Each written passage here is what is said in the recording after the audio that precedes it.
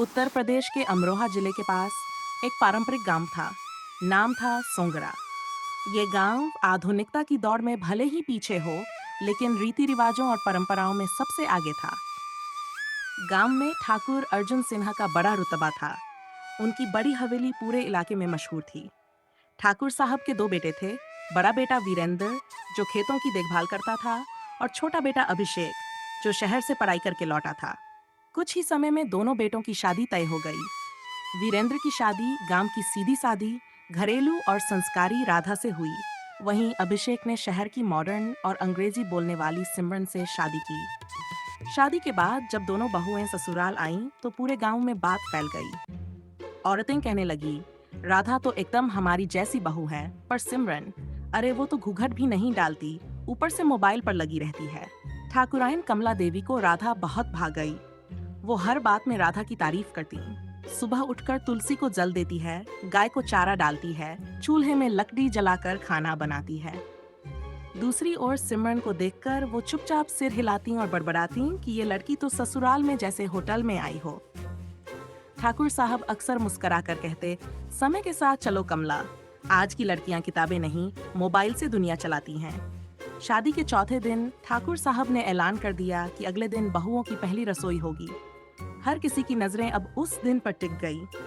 गांव में ये रस्म बहुत अहम मानी जाती थी। राधा के चेहरे पर आत्मविश्वास था, लेकिन सिमरन थोड़ा घबरा गई थी। रात को उसने अभिषेक से पूछा, पहली रसोई में क्या बनाना होता है? अभिषेक ने हंसते हुए कहा, कम से कम 8-10 आइटम, खीर, पूरी, सब्जी, रायता, पापड़, चटनी और मिठाई। सिमरन के चेहरे का रंग उड़ गया। राधा ने मुस्कुराकर कहा, सुबह 22 बजे आ जाना, मैं 4 बजे उठकर सारी तैयारी कर दूंगी। सिमरन ने राहत की सांस ली और रात भर मोबाइल में रेसिपी सर्च करती रही। सुबह 4 बजे राधा उठ गई। वह बड़े सलीके से चूल्हा जलाकर सब्जी, पूरी, बूंदी, रायता और खीर की तैयारी में लग गई। 5 बजते बजते पूरा आंगन मसालों की खुशबू से भर गया। सिमरन पाइवरेंस पर आई, नींद से बोझिल आंखें, हाथ में मोबाइल और चेहरे पर उलझन। उसने राधा से पूछा, मैं क्या करूं? राधा ने कहा, तुम खीर बना लो, दूध उबालो और उसमें चावल डालो। सिमरन ने पहली बार देसी चूल्हे पर दूध चढ़ाया, लेकिन आग की तीव्रता का अंदाजा नहीं लगा पाई और दूध उबाल कर गिर गया। वह घबरा गई। राधा ने मुस्कुराकर कहा, कोई बात नहीं, फिर से बना लो। कमला देवी दूर खड़ी ये सब देख रही थी। उन्होंने ताना मारा, मॉडर्न बहू से रसोई नहीं होगी, राधा अकेली ही सब कर रही है। 8 बजे तक खाना तैयार हो गया। राधा ने पूड़ियाँ सुनहरी तलनी, खट्टी मीठी चटनी बनाई और बूंदी को इलायची से महकाया। सिमरन ने दूसरी बार खीर बनाकर उसमें केसर और बादाम डाले और खुद रोटियां बेलीं।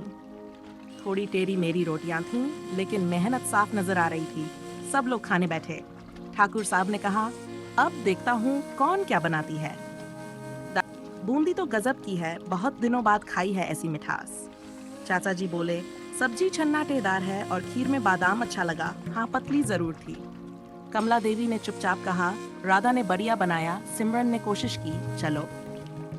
सिमरन का चेहरा उतर गया, लेकिन राधा ने कहा, मां जी, सिमरन ने रोटियां भी बनाई हैं और बहुत मन लगाकर बनाई हैं।